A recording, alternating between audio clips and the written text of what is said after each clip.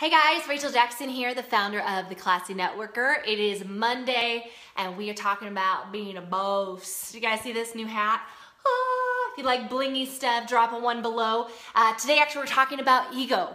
How my nasty, wicked, stinky, disgusting ego has held me back. I want to share with you guys some crazy examples and how every day I'm choosing to make the shift because I've not arrived. Holy moly, there's still a lot of work to go, but the good news is that you can, as you're growing, as you're developing, as you're improving, you can make a lot of money and you can get great results. Guys, welcome. If you're just jumping on the line, let me know where you are watching from. Talking about being the boss of your life, the boss of your emotions, your intelligence, your relationships, and not in a bossy way, but meaning control, being the CEO of your dream life. So guys, welcome to this live. Ego. You know, ego has a really bad rap, and it should, but a lot of people just confuse ego for what it is and for what it isn't. Ego is not just about bravado or about cockiness. I think growing up, that's exactly what I thought ego was, that if somebody was arrogant, that was ego, and that somebody who wasn't necessarily like super confident, that they didn't have any ego. Like, do you guys have that feeling? You know, drop a two below if you always associated ego with arrogance, ego with conceit, but it is so much deeper than that. In fact, ego can be displayed in a ton of things. It could be even the fear of calling people on your list or telling them about your product or your opportunity. That is ego. You know, caring what other people think, being afraid of rejection. That is ego. And I'll tell you guys that this has been a journey for me. I learned really about the power of the stinky, gross ego and how it was holding me back in so many areas of my life. Many years ago, 2008. So now we're talking about 9 years. Oh my word, 9 years ago. But I've made some great progress. So really what we think about ego stands for edging God out. When I think about displaying and holding on to the ego, which is necessary, by the way, guys, we need a little bit of ego. It's important because that's what drives us. That's what pushes us. That's what makes us an achiever. How many guys are achievers out there? How many guys are a winner? Drop a three below. If you're an achiever, a go-getter, a winner, you're lighting up some of the leaderboards. You're making things happen. You're somebody that takes initiative. That's based out of ego, but it's learning how to channel, how to suppress it, how to leverage the positive of it while removing as much of the negative. So ego, edging God out. When I think of somebody and times when my ego has been on full display, I'm talking about like head honcho peacocking type. You guys imagine like a peacock? I wish I had feathers right now. There was many times that I walked around this industry like a giant nasty peacock. I really believed in my own press. You know, at the highlight in our first run of success in network marketing, I believed all the good things that people said about me. It's so easy to hear them, right? Like, oh, of course I'm number one. Of course I'm the best. Wrong. I was the worst of the worst of the worst. And when I realized over time that I wasn't so good, that I wasn't so perfect, that not everybody liked me, in fact, that's where the real transformation began. So it's really what I've now understood, that the ego is kind of, there's the two different transformations with ego. I know that Wayne Dyer, one of my mentors, he talks about the morning of your life being me focused. Me focused. What about me? What about my goals? What about my rank? You know, if you think about a lot of your conversations, frustration, your angst, if they're based in when am I going to the top? When is my leader going to put me on the call? When am I going to be at the front of the room? You know, what can I do to rank advance? That is based on me. That is based in the ego, okay? That is the morning of your life. We got to transition into the afternoon of your life, which is we. So going from me to we, as opposed to what can you do for me? What can I do for you? What can I, you know, how can you serve me to how can I serve you? Let's go do it together. It becomes a servant attitude. And this is not something that I implore or exude every single day. I want you to know that every single day I make moments with a me mentality. Every single day I find myself literally like crusting off the dirty, nasty ego. There's so many times where I literally live by the flesh as opposed to by the spirit, helping and inspiring people. And if you guys think that anybody needs this message, click the share button. If I see you share, I'm going to try to give you a shout out. Click the share, because I know that if we just understood the ego, if we could channel it correctly, suppress the negative aspects of it, you could see 10x your income growth in the next year. You could double, triple your ranks. You could go much higher in the business if we took off this nasty ego mask. So the ego was really about looking at people what they could do for me. And in network marketing, because this is all about being a classy networker, this really was a problem, because I think that 98% of network marketers, they look at a prospect or a contact or even people that they come across with in their daily life, and they think about, what could this person do for me? Could they buy my product? You know, how can I get them to join the business? How can I close the person? If you're using language like, hey, help me close this person. Hey, help me close the deal. That's in an ego, a me mentality, as opposed to how can I serve this person? How can I connect with them? How can I reach them? How can I help them realize their potential? And so there was a big transition, like, oh my God, this is not about what they can do for me. It's how can I add light to their life? How could I put them in a better place than where I found them? Like, that is like my internal mission.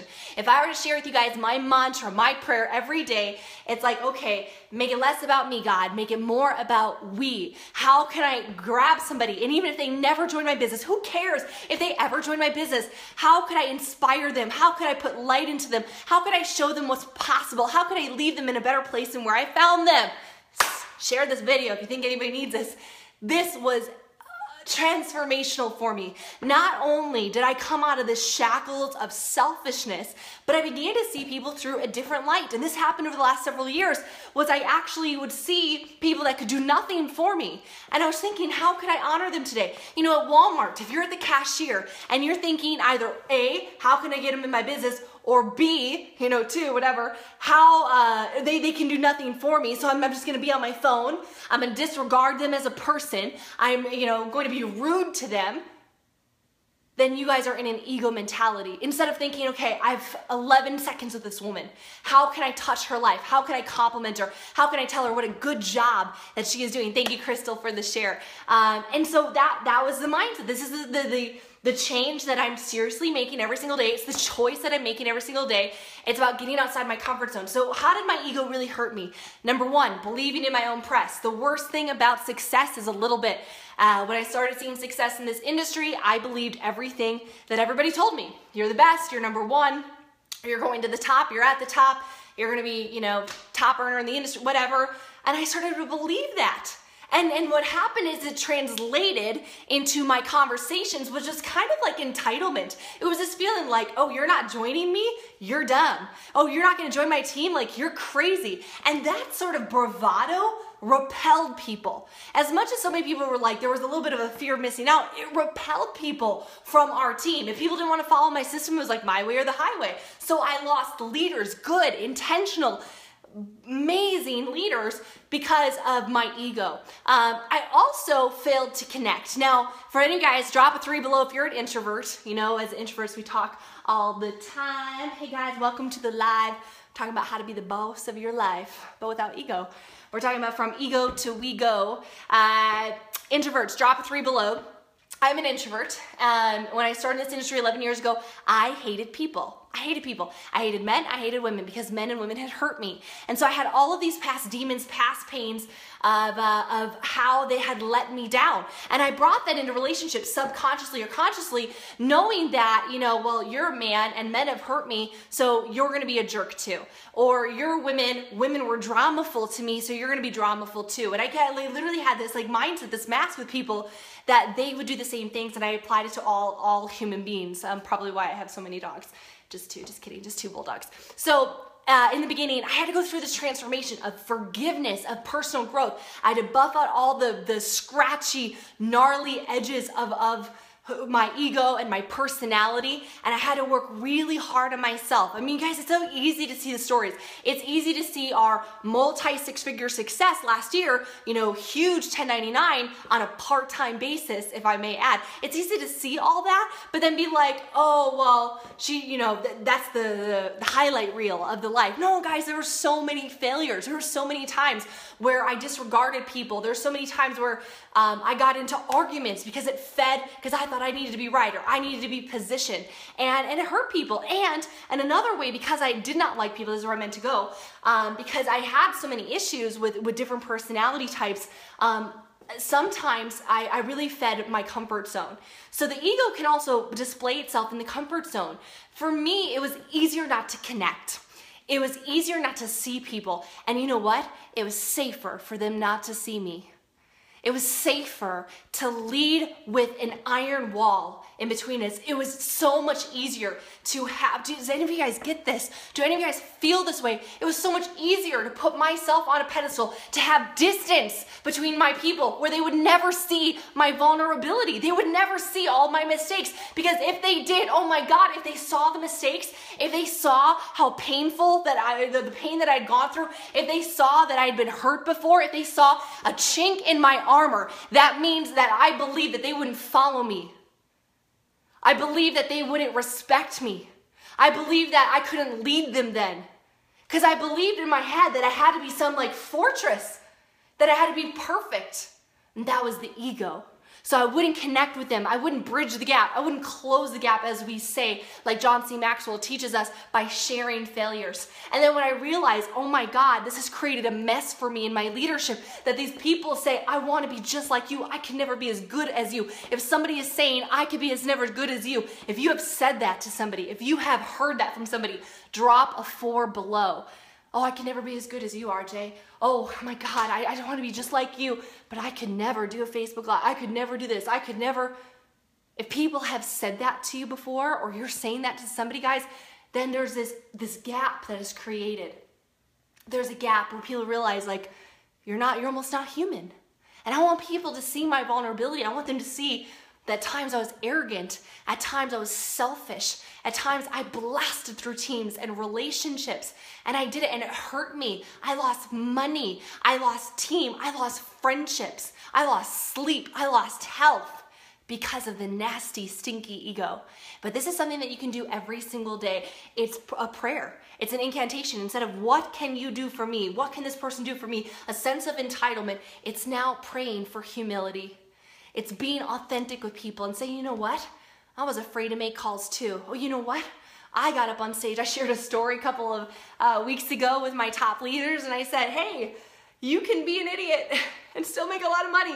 You can be embarrassed. You're going to be embarrassed. This is going to happen. I told a story about how I got in front of 6,000 people on a stage, and I opened an event, and I was so excited because I was going out there with a rock star, like a literal rock star, and we were going out there, we're singing and all this sort of stuff, and I was air guitaring. You guys ever seen that, like air guitar? Like, rah?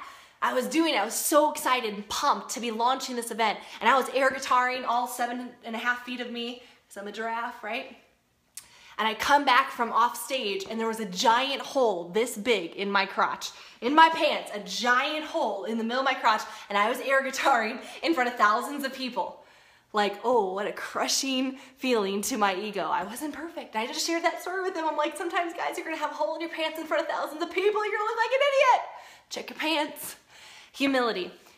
So how do we go from me to we? It's a daily occurrence. I just have a couple things I might talk. I think I could do several lives on this. If you guys want to see more lives on the ego and how to strip it off and how to make a decision from me to we, drop a 5 below, and I will do some more lives on this. It's about having humility in your aspirations. Humility in your aspirations. Where's the goals? What do you want to achieve? What are you looking to create? Having humility in there. That it's not about you being elevated, but it's about elevating the crew, elevating everybody else. It's about their victories and less about yours. It's about having graciousness in your success. Graciousness in your success. When I realized that, my rank advancements also, it was all about me. It was all about displaying Rachel Jackson and less about the team that had gotten me there. You know, being humble in it, right? That's what humility is, being gracious in your success and having resiliency in your failures. You know, so much when we get down and we get knocked down because of our failures, because we all fail, but you choose not to get up, you choose not to persevere, you choose not to play big. That is ego, because then it's all about you. It's about how you feel. It's not about serving the team. It's not about serving the community. It's not about making a biggest impact as you can while you're here on this planet. So guys, drop a 5 below if you want to see more lives about ego. It's going to be a great week this week. If you have not yet joined our tribe on Classy Networkers, it's really about up-leveling your family or your business, your 6 figures, without losing your family, your friends, or your soul. drop the word group below. I'll add you to our Facebook tribe. We do free training, non-company specific. We teach you how to crawl, walk, then run. We got a lot of motivation in there. Drop a group below. Would love to have you guys. So appreciate you. I love you. Drop the me. It's all about we. The ego is not your amigo. It's not going to serve you, baby. This is a daily process, and you too can have freedom from the perfectionism, from the mask, from not connecting with people. You can create better relationships, better success, better leadership, the more authentic that you are. Woo! It's going to be a great week, guys.